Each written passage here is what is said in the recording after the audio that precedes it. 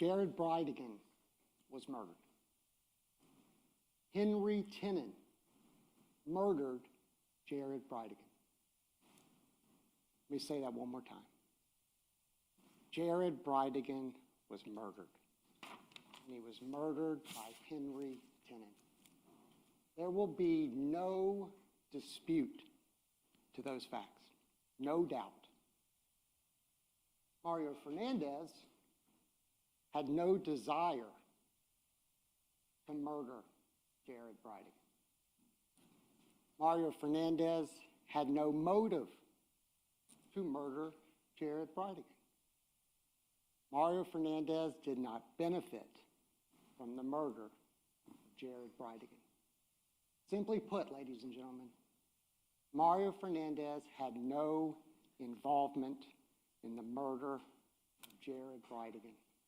And that is what we believe the evidence will show. I'm going to take a moment to walk you through the law, the elements the state of Florida must prove beyond a reasonable doubt, and a timeline with details of what we anticipate the facts will show, and why at the conclusion of this case, we're confident in asking you to return a verdict of not guilty.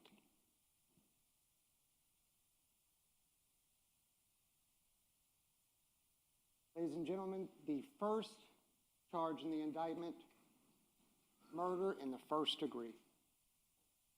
As to count one, to prove the crime of first degree premeditated murder, the state must prove the following three elements, but actually they will only have to prove two. Element one, Jared-Bridegan is dead. There is no dispute and no doubt to that element. The death was caused by the criminal act of Mario Fernandez-Saldana. We anticipate there will be no evidence to support that whatsoever. Henry Tenen murdered Jared-Bridegan. Element three, there was a premeditated killing of Jared-Bridegan. The evidence will show that Henry Tenen had a premeditated killing of Jared-Bridegan. As the state mentioned, they said Henry Tenen is the shooter. There will be no dispute to that fact. So they will seek to prove this case by claiming that Mr. Fernandez is a principal to first-degree murder. That instruction that the court will provide you is that if Mario Fernandez-Saldana helped Henry Tenen commit a crime, the defendant is a principal and must be treated as if he had done all the things the other person or persons did, if the state proved beyond a reasonable doubt the following two elements. Number one, that Mario Fernandez intended Jared-Bridegan to be murdered. And number two, that Mario Fernandez did some act or said something that was intended to and that did incite, cause, encourage, assist, or advise the other person or persons to actually commit the crime. To be a principal, the defendant does not have to be present when the crime is committed. Ladies and gentlemen, you heard Ms. Stifler. You will never hear a witness in a witness stand, see a text message or an email of any communication between Mario Fernandez and Henry Tenen intending that this crime be committed, inciting, causing, encouraging, assisting, or advising Henry Tenen or any other person to commit the crime of murdering Jared-Bridegan. Second charge, criminal solicitation to commit a capital felony, to wit, first-degree murder. In essence, to get to the first charge, you have to go through the second charge. As to count two, to prove the crime of criminal solicitation, the state must prove the following two elements beyond a reasonable doubt. Mario Fernandez-Saldana solicited Henry Tenen to commit an offense prohibited by law, to wit, first-degree murder. And solicit means to ask earnestly or to try to induce, another person, Henry Tenen, to engage in specific conduct. And number two, that during the solicitation, that Mario Enrique Fernandez-Saldana commanded, encouraged, hired, or requested Henry Tenen to engage in specific conduct which would constitute the commission of first-degree murder or an attempt to commit first-degree murder. Ladies and gentlemen, that's the evidence the state has to put forth to you. They have to prove each of those elements, just like Mr. Dreiser said in jury selection when he gave a hypothetical about the links in a chain. And if none of those links are actually established, then the whole chain falls apart. That's what we believe the evidence will fail to show, are those links in the chain. Now, Ms. Stifler started this case, and she ended her opening statement with her statements of why we are here. We're here because a man was murdered by Henry Tenen with his child in the car. There's no doubt about that, and it's terrible. But I give credit to Ms. Stifler. She was correct. When you retire to that deliberation room, you have to leave a lot of your own human emotions here in this courtroom. The judge will provide an instruction, rules for deliberation. These are important. It's asking you to do something that's not natural. But I want to touch on a couple of those. I think it'll aid in the process of the next 2 weeks. This case must be decided only upon the evidence that you have heard from the testimony of the witnesses and seen in the forms of exhibits and evidence in the instructions that the court will provide. This case must not be decided for or against anyone because you feel sorry for anyone or angry at anyone. Your verdict should not be influenced by feelings of prejudice, bias, or sympathy. Your verdict must be based on the evidence and the law contained in these instructions that the court will provide you. What that means is you will be angry. You will have sympathy. You will feel sorry. There are victims on both sides of this courtroom, outside of this courtroom, around the country, quite frankly, around the world. Like when you retire to that deliberation room, you cannot allow the sympathy, sorry, and anger to influence your decision. Now, ladies and gentlemen, no need to read this slide. This is just an illustration that there is a lot of history between these people. And it starts April of 2010. Shanna Gardner and Jared Bridegan are married. 2 years later, they have twins. You've heard that one of those has a medical condition that'll likely come into evidence throughout the next week and a half, 2 weeks. And then in February of 2015, Shanna Gardner files for divorce in St. Johns County, where they resided at the time, and a number of months later, they were divorced. The state made a point to tell you that the evidence is going to suggest that this was a nasty divorce, nasty custody battle. We believe the evidence will show you the opposite, that they resolved their divorce by what's called a consent final judgment. For those of you lucky enough not to have gone through that process, that means that they reached an agreement by consent of both parties, including their custody. In Florida, they call it time sharing. That it was equal on both sides. 2017, Jared Bridegan marries Kirsten Bridegan. The state said that there was short courtships. You'll see that that is somewhat of a theme, short courtships and fast marriages. That doesn't mean that they're not valid marriages. The state would want you to believe that the evidence is going to suggest that Mario Fernandez and Shanna Gardner had a marriage of convenience. Sometimes marriage is convenient, and you'll see that Mario Fernandez will be a good stepfather, and that he'll do an equal role. That's what the evidence will show. But once these parties were married, now with two separate households, co-parenting these twins, you're going to hear it wasn't always perfect. And the state was correct. You can take your common sense back there. Two parties have divorced. They're now shifting two children back and forth. Would they have arguments? Certainly. Would they argue over school choice and medical devices and child support, and hair colors, Yes. But you're going to hear that once there were now new spouses, there's going to be a family text, a text chain. You'll likely hear there were thousands of messages between Kirsten Bridegan, Jared Bridegan, Mario Fernandez, and Shanna Gardner. You will not hear anyone take the stand, say there were threats of violence, any types of suggestions of violence. They will say both sides at times would say things they maybe regret, cheap shots at one another, little digs, but no violence. There will not be a witness that will take the witness stand. You'll see no evidence that law enforcement was ever called. The Department of Children and Families ever got involved. Or that any of them went down to the second floor to domestic relations and filed for an injunction or what you may think of as a restraining order. They weren't perfect, but they made it work. They even had a consent order right up to October of 2021. Now, the state in count 2 of their indictment provides a date range starting November 1st of 2021, leading up to the date of the homicide, February 16th, 2022.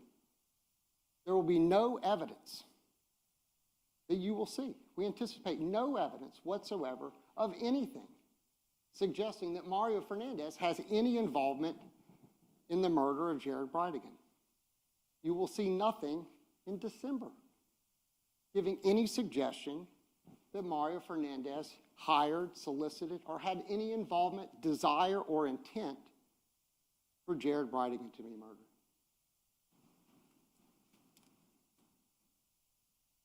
I anticipate the state is going to call an FBI agent named Bobby Blythe. And he's going to testify to forensic data. He's a CAST agent, meaning he will take cell phone data and he will try to plot maps with arches and graphs to try to give an idea of where a device is. He will not be able to tell you this is where a person is, but this is where a device connected to that person is. And he'll tell you that a device that's associated with Henry Tenen travels to Jacksonville Beach on January 5th of 2022. You'll likely see a map with little plots, much like you would using your own navigation apps. It'll show him in Jacksonville Beach area. It'll show him travel down by the Jacksonville Beach golf course. He will not go all the way down to where the homicide scene is. He'll briefly go down the road that Shanna Gardner and Mario Fernandez live on, but he will not testify that the device ever stopped at that location.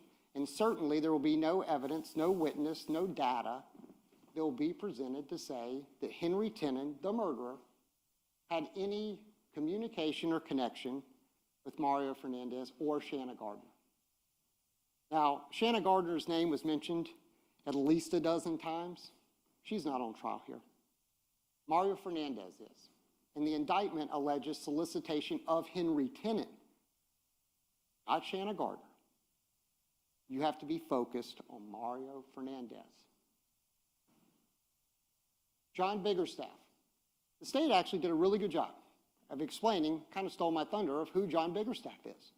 It is correct, and it'll be undisputed, that Mario Fernandez went to school with John Biggerstaff's kids, his daughter and his son. And he's known him for decades. They both served in the military. They stayed friends. They worked out together at John Biggerstaff's house. John Biggerstaff also had a bit of a handyman business. You will not have to take our word for that. Because after this homicide had occurred, law enforcement was investigating Mario Fernandez. They put up what's called pole cameras. And those are exactly what they sound like. Cameras on top of poles used to surveil locations. You will be able to see John Biggerstaff doing work with Mario Fernandez at the Potomac rental property. You will see that legitimate work being done. In fact, it'll be a wet saw where they're doing tile work. Now, John Biggerstaff, who they will want you to believe is the person that provided the firearm in this homicide.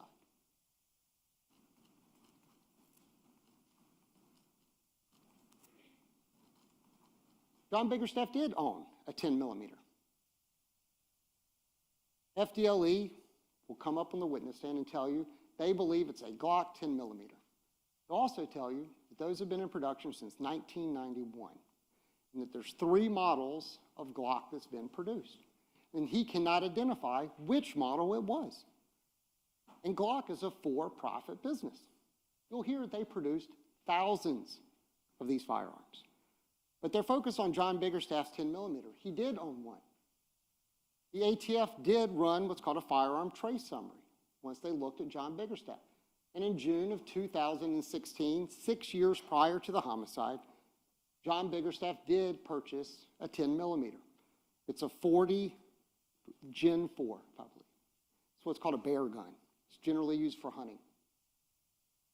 But later in 2010, as the state mentioned, John Biggerstaff is arrested for a federal felony. And as a result of that, he was required to turn over all of his firearms. Starting in October of 2016 until the day that he dies, you will learn that he cannot possess firearms. It would be a federal and state crime if he were to possess firearms. But how will you know that he didn't have the firearm? Because his son will come in and testify that as a result of those release conditions, he helped fill out a firearms inventory, an affidavit, and I've highlighted number 7 on that affidavit, which will show you a Glock 40 Gen 4 10mm with the serial number BBG-L770. Later that year, he becomes a convicted felon.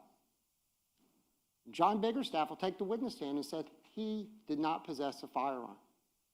He will also tell you that they offered him immunity. And his statement remains the same.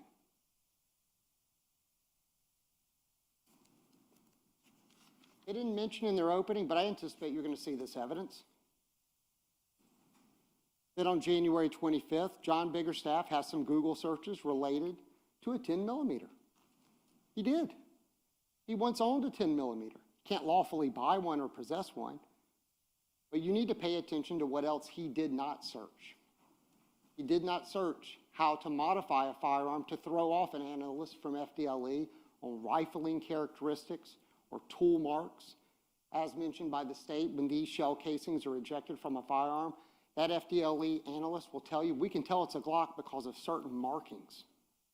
You won't see any searches of how to get rid of a firearm, how to stage a robbery for a murder, nothing. What you will see from the same exact day, it's also important to note Mario Fernandez is not there. You'll see that he searched the Windjammer Resort, the Average Savage, which is a band that apparently plays at that resort. He searches Charleston military bases. He searches 9mm. There's not a 9mm used in this case. You have to go into this with your eyes open and not focused like law enforcement was. You have to open up the aperture. You'll see that he searched locked gun case. You'll hear that John Biggerstaff has struggled with substance abuse and that he had a substance abuse problem during this time period. And I anticipate you'll hear that he hid drugs around his house. He searched his personal injury attorney. You'll have all this in evidence. You'll see that on the same day he searched handmade flour tortillas, certainly don't have anything to do with this case, luxury villas in Italy. You'll find out he doesn't have any money. You have to look at all of the evidence to determine whether the state meets their burden. But that 10mm, where did it go? In 2016, Juan Biggerstaff will come in and testify that after filling out that affidavit, he then loaded 20 firearms into his vehicle. His dad said, you can keep 4. Didn't include the 10mm, shotgun, rifle, a couple pistols. He takes them to his sister's house, Stephanie Atkinson, where they remain until she calls and says that she is buying a house. Juan, please come get the guns. He goes and retrieves the guns. He will take the witness stand and tell you, my dad never touched them. Also, he'll tell you, they offered him immunity, but that will be his testimony. Both of these men have been offered full immunity from prosecution in a homicide that has no statute of limitations. And their testimony will be, we have not seen those guns since 2017, because once he picks them up from his sister, he then has them. He's at UNF, Juan Biggerstaff, studying, and he gets recruited to be a police officer in Irvine, Texas. And on his way out of town, with the 16 guns that he doesn't get to keep, he goes to a family friend's house, Fred Martin, takes them in bags and in gun boxes, and puts them in a closet. And both of those men's testimony will be that is the last time they saw those guns. And the state will want you to believe this is part of some sort of conspiracy. John Biggerstaff has never been arrested. Juan Biggerstaff has never been arrested. They have been offered full immunity from prosecution in a first-degree murder case. And their testimony will be 5 years before the homicide was the last time we saw that gun. And FDLE will say, I cannot say that it's that gun. All I can say is it's a 10-millimeter Glock, and there are thousands of them. Agent Blythe will come in and talk about timing advance records. As was mentioned, tracking plots on a map. And Mario goes to Potomac. That is his rental property. There will be no dispute of this. He goes there on January 29th. But you'll find out why he's there. As I mentioned, Henry Tennant, the man allegedly paid for this homicide, apparently can't afford the rent, and as Christina Stifler said, a rundown property on the other side of town. A man hired for a homicide who can't afford his rent is evicted from the property from the man who hired him to commit a homicide, is what they suggest the evidence will show. You will see a copy of the lease agreement between Mario Fernandez and Jeremy Ordway. You can use your own common sense about a landlord going to a property right before a new tenant moves in, and you'll hear testimony about it. And what Agent Blythe will tell you is that studies will suggest, and again, use your own common sense, that most people are within an arm's reach of their cellular device, unless they're sitting on a jury, I suppose. But otherwise, the devices are near them or on them.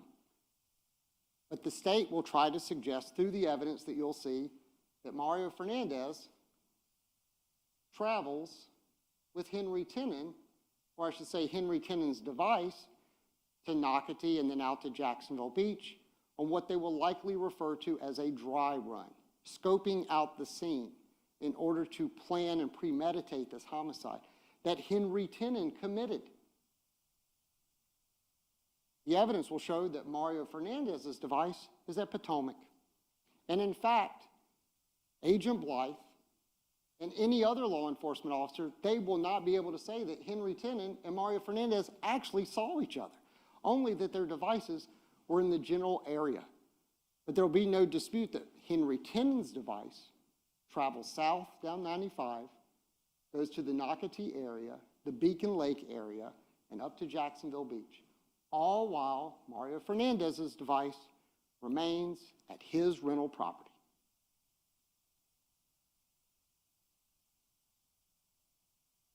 As to whether or not he goes to this rental property often, again, thank God for those poll cameras. You'll see Mario Fernandez countless times at his property, coming and going, tenants coming and going, air conditioning companies coming, him doing work at his property. There will be no dispute of that. Ms. Stifler mentioned that things were not rosy for Shanna Gardner and Mario Fernandez, and in fact, that was the case. You'll hear from administrators and teachers from the school that the twins attended. And they'll testify that, yes, we were told things weren't going great. They'd done some marriage counseling, but things were rocky, and they anticipated getting divorced. They were going to get separated. This was at the beginning of the school year in January of 2022. But what they will also testify to is that Mario Fernandez, in this so-called marriage of convenience, was an active and involved stepfather. That he would attend parent-teacher conferences. And they'll tell you, despite what the state said about this acrimony in this child custody issue, is that it is very common, and they accommodate divorced couples. And they gladly do separate parent-teacher conferences. Not uncommon. This was not a result of just Shanna and Jared having problems. This is something that happens because far too many Americans do get divorced and do have to raise children. But they'll testify that Mario Fernandez helped with homework, school projects. He picked children up, he dropped children off. He was involved. February 15th, the day before the homicide. Mario Fernandez, once again, back to Potomac as he normally does. He is not an absentee landlord. He's involved. It's not a high-profile, wonderful, beautiful house out at the beaches. It's a rental property for lower-income people. And what he would do is go over and do work and try his best to make this property as best as he could. And he would hire people to help him. Henry Tenen will be there and leave. Again, there'll be no evidence submitted to you that there's any type of agreement, contract, solicitation, incitement, encouragement, nothing to suggest that Mario Fernandez has done anything to get Henry Tenen to commit this homicide.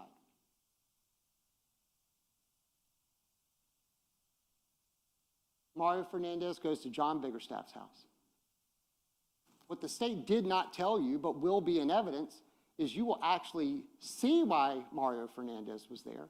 You will hear testimony of why Mario Fernandez was there, because 4 days later, Juan Biggerstaff is getting married. He's going to be driving back from Texas with his fiancée on February 16th and getting married on February 19th. And that Mario is going to help with tables and chairs. He drives a truck. Nothing nefarious about it. The state did not mention that in their opening, but the evidence will actually show you that. You'll hear from John and Juan, who will tell you, we've known Mario for decades. He was kind enough to help set up tables and chairs for the wedding that was going to occur 4 days later for a police officer and his new wife. There will be no evidence at all of a firearm or anything to suggest involvement in a homicide. Juan Biggerstaff will walk through that door. John Biggerstaff will walk through that door. They've never been arrested. Their story has always been the same, despite being offered that immunity.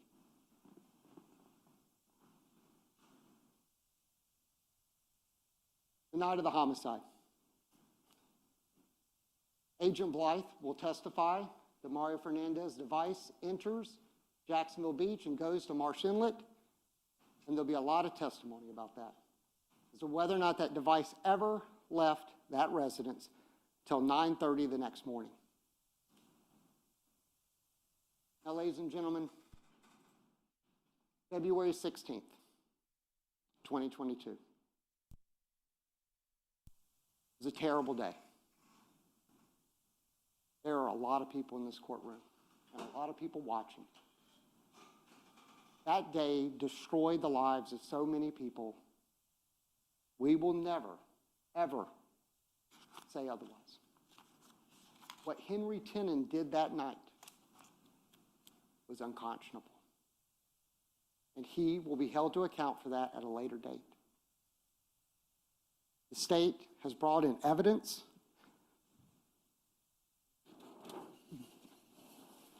giant boots, car keys, jackets of Henry Tenen. He destroyed the life of Jared Bridegan, his wife, his family. He's destroyed the life of Mario Fernandez, who's been accused. There will be no evidence submitted to you that will connect those chains, that he had any involvement in what Henry Tenen did.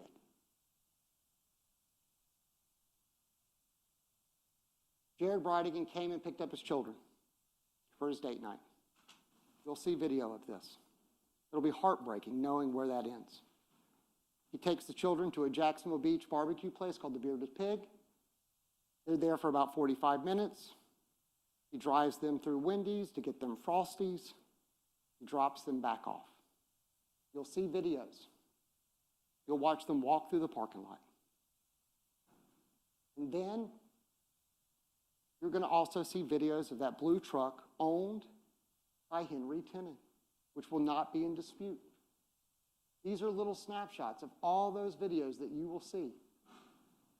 But what you will not see is Mario Fernandez.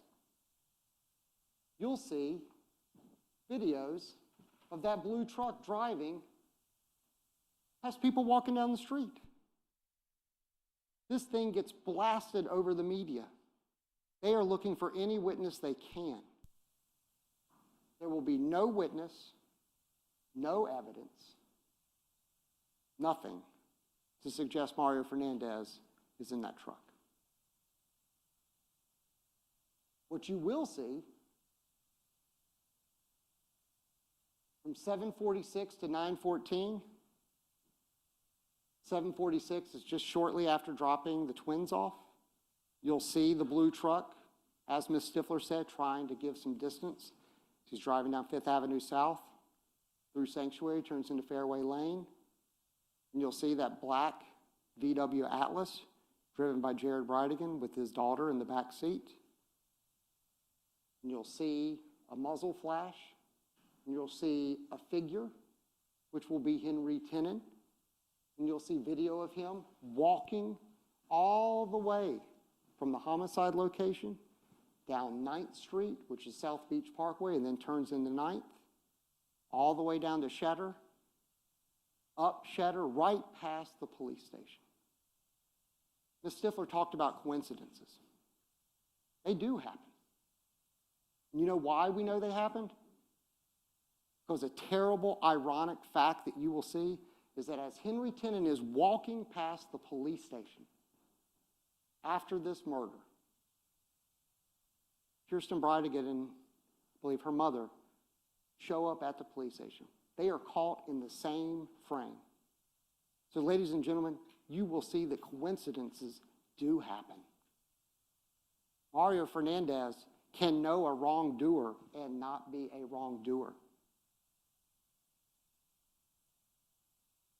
Ms. Stifler suggested that there's going to be data in this case that Agent Blythe will testify to that will suggest that Mario Fernandez had his cell phone off during the time of the homicide. However, what Agent Blythe is going to testify to is he cannot say that. He can say it's either off, airplane mode, or other. What's happening, timing advance is simply records produced by your cell phone carrier, and what it is to make sure your cell phone works, that you have good signal strength, and it knows when to hand off to another tower. But he's going to read to you a disclaimer from T-Mobile. Even if call records are found, there may be times when no timing advance records are available. Please exercise caution in using these records for investigative or prosecutorial purposes.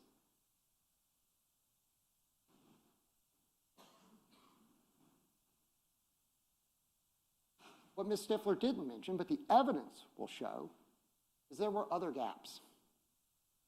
12:05 to 12:43, and there's going to be a lot of gaps.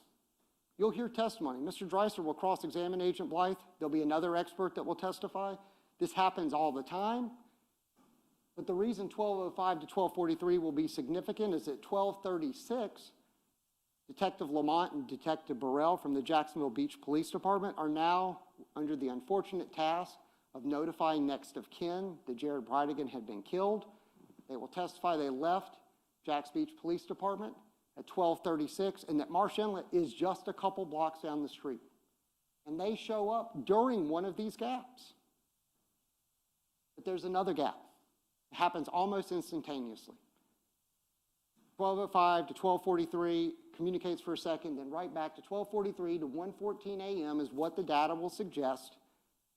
And why you know Mario Fernandez is there is because those detectives will testify that they were standing right there speaking to him and Shanna Gardner in their house, identified by their driver's license. They weren't called in advance and said, we're on the way. And so when the state will be suggesting that that earlier gap was because Mario Fernandez turned his phone off during the homicide, you will actually have a conflict in the evidence from a detective that's going to say, I looked right at the man and his wife. cell phone off, or is it simply an engineering gap? And you'll hear testimony, you'll be reminded of that disclaimer that they're not to be used for investigative and prosecutorial purposes, because sometimes they just don't exist. As Ms. Stifler mentioned, during the same time period, the scene is being processed. I anticipate you're going to hear from evidence technician Jarman from Jacksonville Beach, who's going to say, we're out there, we're collecting anything, we're putting placards on the ground. That's going to be in these boxes. You're going to take them back into the deliberation room. You'll be able to look at the shell casings, everything. They did find evidence that night of Henry Tenen.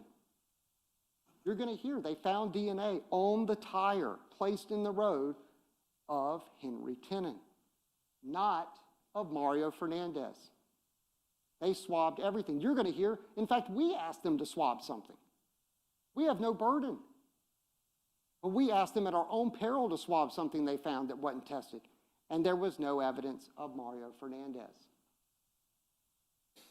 No physical evidence. No witnesses. No videos. You'll be shocked how many videos you will see. They went door to door to door to door, getting every ring camera, every surveillance camera. They went to the Beaches Hospital to look at their cameras. They scoured everywhere they could for any video they could find, and they never once saw Mario Fernandez. The state will want you to believe during that gap that somehow he evaded every camera that nobody could possibly know where they are, but was never, ever seen. There's not a fingerprint, a hair, DNA, nothing, other than the killer, Henry Tenen. As I mentioned, the detectives go at 12:36. During one of those timing advance gaps, they'll testify that as trained law enforcement officers, again, you can use your own experience. They do patrol. Now they're detectives. One will be a corporal. They're trained to look at observations. They'll testify to the observations they made. They'll also testify to the lack of observations they made. Nothing of any evidentiary value occurred when they went to that residence, other than Shanna Gardner crying about having to tell her children and Mario Fernandez being present right there when that information is being disclosed. They will not testify that he hid in the back room. They will not testify that he was sweating profusely 4 hours after this homicide that he's supposed to be the mastermind of. They will give you no observations, other than we showed up, they were there, they answered the door.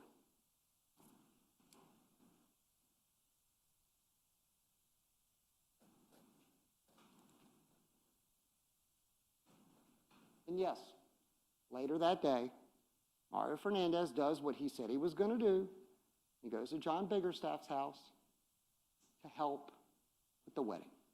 And you'll hear that from those witnesses. You'll hear that Mario Fernandez and Shanna Gardner go in for a voluntary interview. As the state said, there were deletions of Google information. They won't tell you what it is. They want it to be some sort of evidence of a homicide, but you can use your own common sense, your own experience. They'll testify, it could be deleting spam emails. It could be deleting pictures. It could be anything, but we can't tell you what it is. You have to look at this with your eyes wide open and use your own common sense. The state did not mention this in their opening, but they, I anticipate, will make some sort of feature about this. Is that after the interview, Mario Fernandez goes on a road trip to Pennsylvania. But what you're going to hear is that he went with his truck, with his tag, with his cell phone, with his credit cards. The state was correct. He had access to a lot of money, hundreds of thousands of dollars. There was no restriction on his travel. He could have gone right up the road to Jacksonville International Airport and fled the country. That's not what the evidence will show. So he drove north. He stopped, saw a buddy of his that he plays online video games with. You'll hear testimony how they communicate over their headsets and sit in their gaming chairs, and they talk. They went out to dinner at Ruby Tuesdays. They did not talk about hide me from the police, switch cars with me, give me some cash, help me. No, they talked about trucks, and video games, and work. They went to bed early because one of them had to get up early for work. Mario Fernandez carried on. He went to Walmart, he went to McDonald's, he used his cell phone, he used his credit card. They'll produce all that in evidence. It will not be evidence of a man running from the law. Several days later, he drives back. Straight route to Jacksonville. Right back to Jacksonville Beach, to his home that he shares with his wife, a couple blocks from the police station. And again, there will be no evidence that he's trying to disguise himself, hide his location, or anything. He goes right back to where the police came to see him the very first time. And then on March 9th, they released to the media the blue truck, blasted everywhere. Every news station, social media, every law enforcement officer in North Florida is looking for this blue truck. You'll see the videos of it, driving through Jacksonville Beach. Then they start to look for the 10 millimeter. The state suggested that they looked everywhere. They went to a pawn shop in Jacksonville Beach. They went to Beach's Pawn on 3rd Street. They found 6 transactions. For a gun that's not supposed to be that common, at a pawn shop, they found 6 of them. Henry Tenen was also going to a pawn shop. Guess what they didn't do at that pawn shop, which was look for a 10 millimeter. They did not expand this search. They looked in Jacksonville Beach, and they looked at Mario Fernandez, because as the state tried to say, who else would have the motive to do this?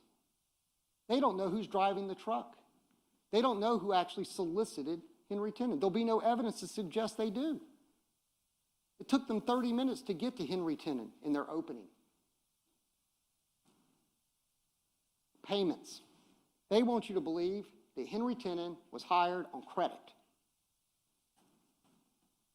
That a man that doesn't have 2 nickels to rub together, he makes $15,000 a year breaking down wooden pallets.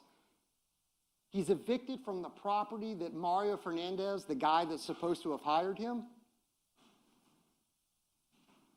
they're going to suggest that he's been paid. He does get paid. He gets paid in the form of checks, 2 checks on the same day. One for landscaping, one for roof work. Boy, thank God for those poll cams. Because as much as the state wanted to say that this property just wasn't nice, didn't mean work didn't get done. And you're actually going to hear a recorded phone call that I'll get to in a moment that will actually hear Mario, not even knowing that he's being recorded, commenting on how good of a day laborer Henry Tenen is, and that this was during COVID, and that called out a contractor to take down a tree, and they wanted to charge $3,000 for one tree. You'll hear the phone call. It'll be in evidence, and you can listen to it in the back between 2 people who didn't know they were being recorded. Man, Henry Tenen is a workhorse. That guy tilled up the front yard, chopped down trees. You'll actually see video of him unloading tile from the back of his truck at Potomac doing work. And my law partner was nice enough to get up and grab a piece of evidence that you're going to have back there, which is a journal found in the truck of Henry Tenen. And the state said, oh, well, there's a check and it says Kickstarter, good luck. But we didn't find a Kickstarter account. Kickstarter just means that somebody's giving money to help kickstart somebody's business. Henry Tenen is a worker. Mario Fernandez has hired him to do work, not murder, tree work, roof work, landscaping, tile work. You're going to have Mr. Tenen's business plan because he wanted to be his own boss. You'll hear from his girlfriend. You'll hear from other people that say Henry wanted to start his own business. He wanted to do his own pallet business. He was tired of working for somebody else. He wanted to work for himself, and he wrote out a business plan that you'll be able to take back there and go through page by page with prices and what he anticipates his revenue to be. Mario Fernandez, who who had at the time access to hundreds and hundreds and hundreds of thousands of dollars, gave money to a guy that had helped him around his own house and invest in his business that he wanted to start. That's what the checks say. That's what the poll cameras will show. You'll never see any tie to a homicide. And after that last check, you'll never see any other payments. They want you to believe that the evidence is going to show he got hired on credit and took 3 checks. They were hiding in plain sight. Mario Fernandez's name is on the check. The business, the LLC he has with his wife is at the top. It's got his account number. It's written to Henry Tenen. It's a contract for work, not for homicide. Mario Fernandez, Shanna Gardner go in for a second voluntary interview, and Mario Fernandez provides his DNA voluntarily. There's a jacket you can't see over in the corner. There's these boots down here. There's keys over here. Everything beautifully put in these boxes. They'll be great for Henry Tenen's trial. They have no relevance whatsoever for you to consider the elements in which you have to decide to see if the state has overcome their burden, because nothing on these connects to Mario Fernandez. Mario Fernandez could probably fit half his body in those boots. They will have no evidence to suggest it has anything to do with Mario Fernandez and the homicide of Jared Bridegan. Henry Tenen gets pulled over, as they said, was for investigative purposes. He gets arrested for driving on a suspended license. They find an old rusty shotgun in the trunk of the car. Has nothing to do with the homicide, but as they said, Henry Tenen's a convicted felon. He goes to jail. They go to Potomac. They notify Mr. Ordway that Henry Tenen has been arrested in connection to a homicide. They search Potomac. These are photographs from evidence technicians. You'll be able to look at them. How they determine these are the boots, that's for you guys to figure out, because you're going to see all sorts of different things they recovered from that residence, including the lease agreement between Jeremy Ordway and Mario Fernandez, signed on January 27th, when Henry Tenen, the so-called paid-for murderer, is getting evicted from the home of the guy that the state wants you to believe is paying him to commit a murder. Then the truck is recovered. There were likely a lot of high fives on that day. 2 ATF agents recovered this truck. This wasn't just a family friend of Henry Tenen. There's a man named Jimmy Jones. And this property is not owned by Mario Fernandez. It is not a rental property owned by Mario Fernandez. There will be no evidence to suggest that Mario Fernandez has ever been to that property at all. They talked to this man. He said, "Oh man, Henry, he rolled this thing up into my yard, said the timing chain was broke, don't work anymore." A man hired for a homicide apparently couldn't afford to fix his own truck, and it's sitting in the backyard. They get a search warrant to recover the truck out of the backyard. But the evidence will suggest they didn't need to get the search warrant, because Jimmy Jones said, "Sure, guys, go in the backyard. You're welcome to get it. Hey, if y'all want to search my house, feel free to do it." They have now found the truck used in the murder of Jared Bridegan, and they do not have a firearm. Guess what they did not do? They did not search the property. They didn't go in despite having consent. They'll say, "Well, we didn't have a search warrant." You don't need a search warrant. Law enforcement will tell you if they have consent, they can go right in. And that consent can be revoked at any time. Jimmy Jones said, "Guys, come on in." He said, "Did Henry get caught up in a shooting?" And yet they decided not to go look for that 10 millimeter in the very location that they found the truck, with a guy who did not call law enforcement and say, "I've seen this truck all over the news. It's in my backyard." But what you're also going to hear, and why it's significant, is when FDLE takes the witness stand, that agent will tell you on July 30th, just a couple weeks ago, we're still getting evidence. He produces a report identifying the firearm used as being a Glock, has 4 names listed on that report: Henry Tenen, Shanna Gardner, Mario Fernandez, and Jimmy Jones. This was not a good investigation. Ms. Stifler was right. It was by officers who were not experienced in homicide investigations. They will tell you they were learning on the job. We'll never know what is inside that house. So when they say, oh, I wish we could have got the gun, maybe we could have exonerated the idea of it being Mr. Biggerstaff's gun, there were opportunities. They only looked where they wanted to look. And they did not look in a house that they were given consent to look. They recover the truck. They take it to Jacksonville Beach. They're going to tell you they didn't even want to keep it in their garage. It was so disgusting. So if your mind is, well, maybe the truck was scrubbed and that's why they didn't find any evidence. It's what the state will want you to believe. They're going to tell you it was so disgusting that when they pulled items like this book out, they would shake it and there would be things from rodents, from bugs. And it was disgusting.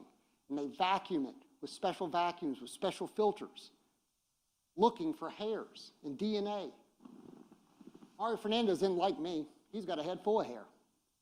They didn't find one hair, one fingerprint, DNA, skin cell, anything. Nothing related to Mario Fernandez. The active wiretap I mentioned, you're going to hear it. A witness named Carlos Fong, he goes by Sonny. He's a friend of Mario Fernandez. He sees on the news about this homicide. And it was Shanna Gardner's ex-husband. You're going to hear these recordings. Oh, my God. Yeah, me and Shanna, getting separated. It's terrible. He's going to say, yeah, I still drive the truck. Oh, it's a nice truck. They talk a lot about trucks and why he likes his Toyota. Talks about his dogs. And why I mention the dogs is because the trip to Pennsylvania, the state will likely make a big deal of. He didn't take his beloved dogs. And you'll hear on the phone call, man, my dog has outlived his life expectancy. But I tell you, when I get him up and moving, he's great. And he also talks about Henry Tennant. Man, you know Henry Tennant? He doesn't distance himself because, yeah, guy did all sorts of work for me. Chopping down trees and tilling up the front yard and doing landscaping. He was a workhorse. You'll hear the phone call of two people that did not know they were being recorded. They eventually search Mario's vehicle. They seize his phone. No evidentiary value. Now, ladies and gentlemen, as I started this opening, as you started your jury selection and you heard the indictment being read, the state of Florida has the sole and exclusive burden to prove each of these elements. Element 1 will not require any proof.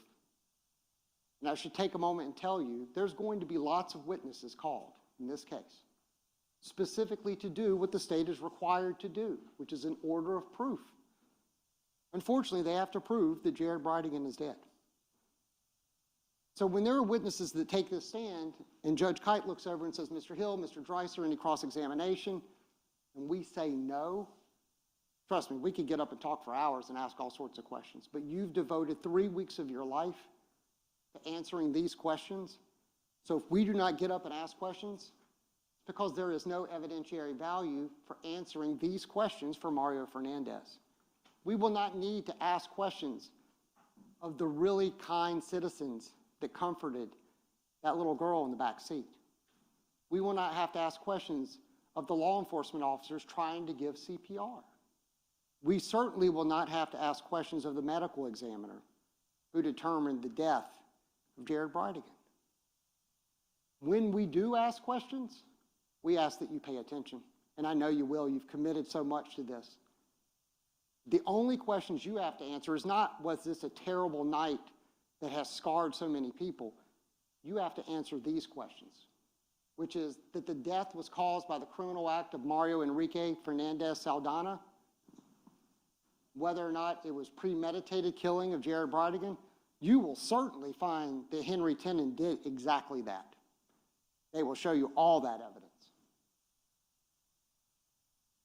But you will have to determine whether or not Mr. Fernandez intended for that murder to occur, and whether he did some act or said something that was intended to and that did incite, cause, encourage, assist, or advise the other person, Henry Tennant, or others, to commit this crime. They don't have to prove he was there, but they have to prove those two elements, both of them, in order to convict him. As to criminal solicitation, the burden rests at this table to prove that Mario Fernandez-Saldana solicited Henry Tenen, the murderer, to commit an offense to which first-degree murder, and that during the solicitation that Mario Enrique Fernandez-Saldana commanded, encouraged, hired, requested Henry Tenen to engage in specific conduct which would constitute the commission of first-degree murder. That is their burden, to prove beyond and to the exclusion of a reasonable doubt. And the judge will read you this instruction. You will carry it with you back there. We talked about it in jury selection. The defendant has entered a plea of not guilty. This means you must presume or believe the defendant is innocent right now, innocent. This presumption stays with the defendant as to each material allegation in the indictment through each stage of this trial, unless it has been overcome by the evidence to the exclusion and beyond a reasonable doubt. To overcome the defendant's presumption of innocence, the state has the burden of proving the crime with which the defendant is charged was committed, and the defendant is the person who committed the crime. The law does not require proof beyond all doubt on the part of the jury before it returns a verdict of guilty. A mere possible, speculative, imaginary, or forced doubt is not a reasonable doubt. A reasonable doubt is not a guess or mere conjecture. Rather, it is based upon the reasoning and common sense after careful consideration, impartial consideration of all the evidence in this case. A reasonable doubt as to the guilt of the defendant may arise from the evidence, conflict in the evidence, or the lack of evidence. If, after careful and impartial consideration of all the evidence, you have a reasonable doubt as to the guilt of the accused, it is your duty to find him not guilty.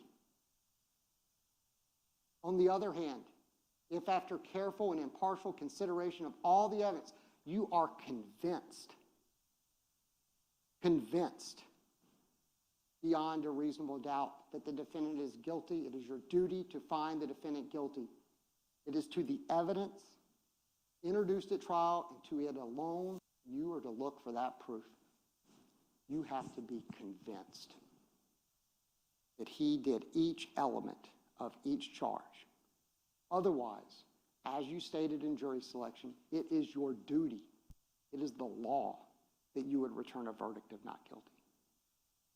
Ladies and gentlemen, you have paid attention to me, you've paid attention to the state, you sacrificed all last week. In the next 2 weeks, we don't want to waste any more of your time. Thank you so much for your attention, and we look forward to showing you our case. Thank you.